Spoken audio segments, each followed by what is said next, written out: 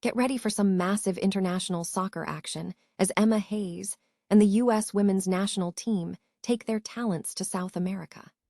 The USWNT has officially announced a high-stakes doubleheader against Brazil to ramp up preparations for the 2027 FIFA Women's World Cup. These aren't just friendlies.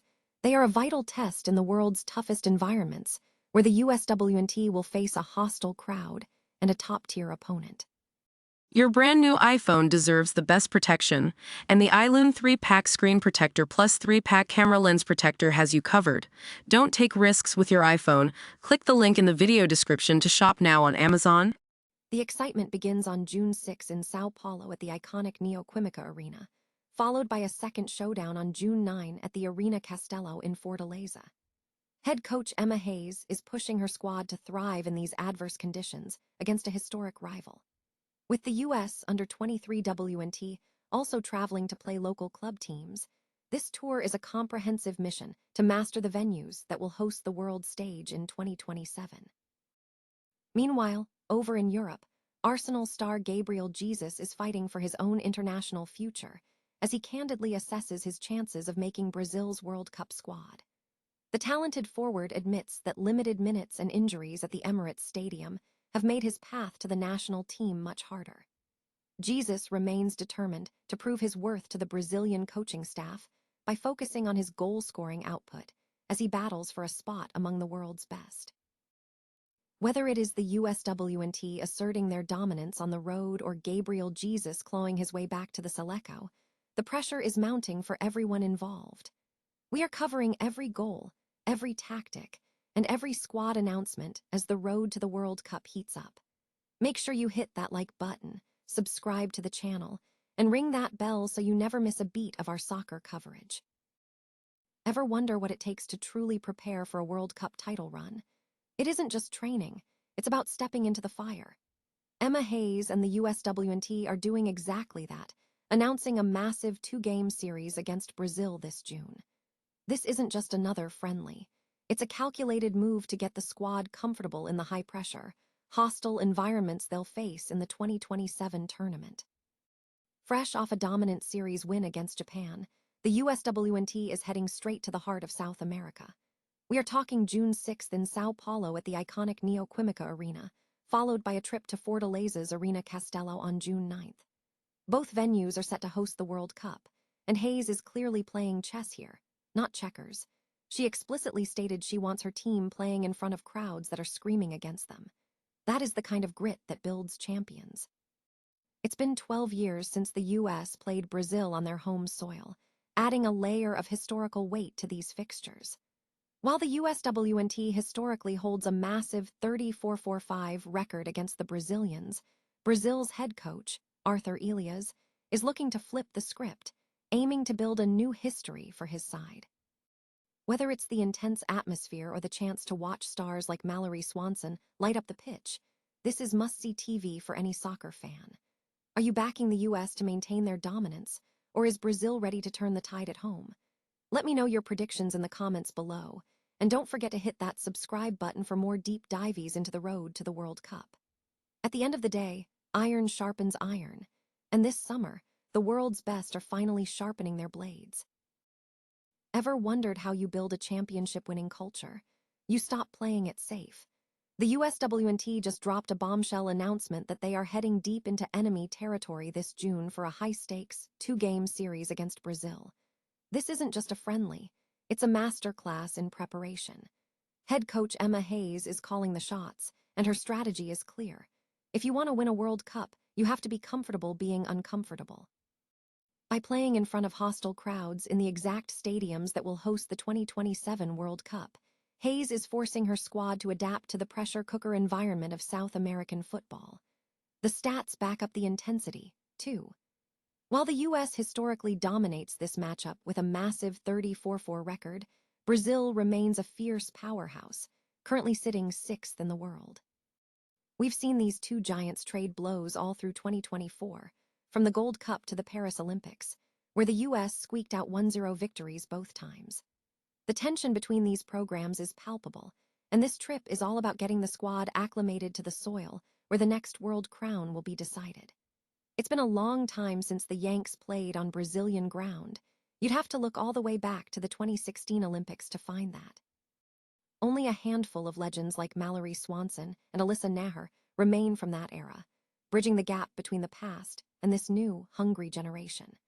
The matches are set for June 6th in São Paulo and June 9th in Fortaleza. This is the kind of grit that defines legends. If you're as pumped as I am to see if the US can master these hostile arenas, make sure you hit that subscribe button and leave a comment below. Do you think the USWNT can keep their streak alive in Brazil?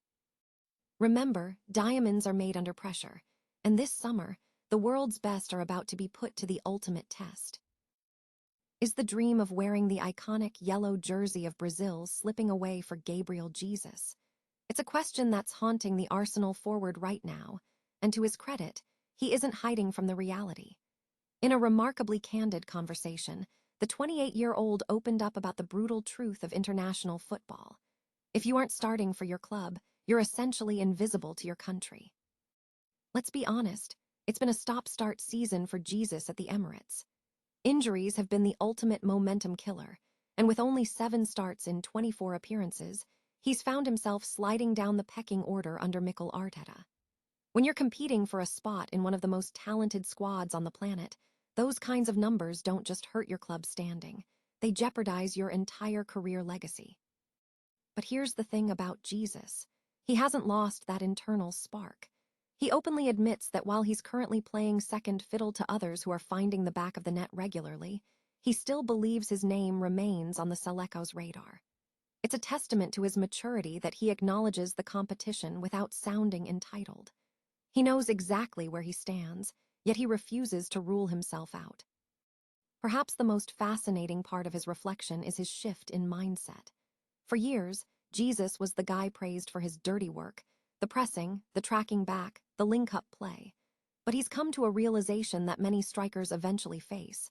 When you wear the number 9 for Brazil, you aren't there to be a facilitator. You're there to finish. He's shifting his focus squarely onto goals, and that's a dangerous shift for any defender coming up against him. With his experience in 2 previous World Cups and his tactical versatility, Jesus offers something unique. He's not just a striker. He's a player who can pull strings from the wing or lead the line. It's the kind of flexibility that managers crave during long, grueling tournament runs. He isn't just a footballer. He's a symbol of resilience, a guy who climbed from the streets of São Paulo to the peak of the sport by doing things the right way. Do you think Gabriel Jesus can fight his way back into the Brazilian starting 11, or is his time on the international stage running out? Let me know your take in the comments below. If you enjoyed this deep dive, hit that subscribe button to keep up with all the latest stories from the pitch. At the end of the day, class is permanent, but form is fleeting, and we're about to see just how badly Gabriel Jesus wants to reclaim his throne. Ever wondered what it actually takes to stay at the top of the world?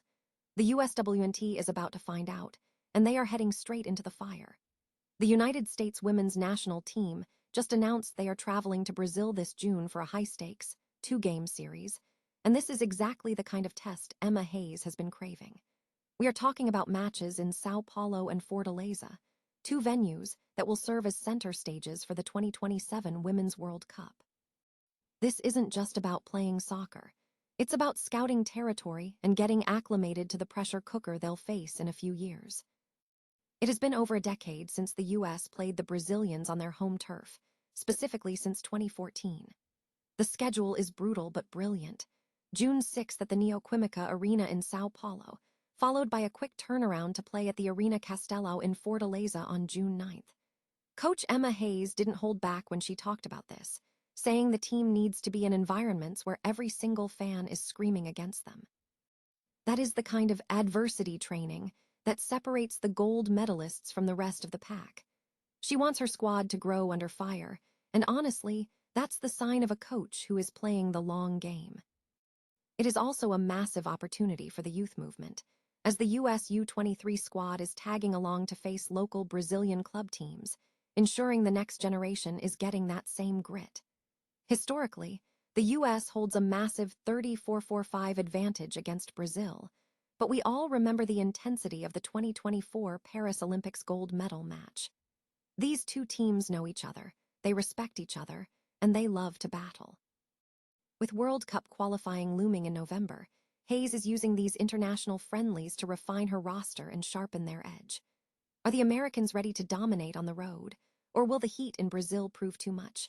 Smash that subscribe button if you want to stay updated on the road to the World Cup, and let me know in the comments. Do you think the USWNT can handle a hostile crowd this June? Remember, iron sharpens iron, and the world is always watching.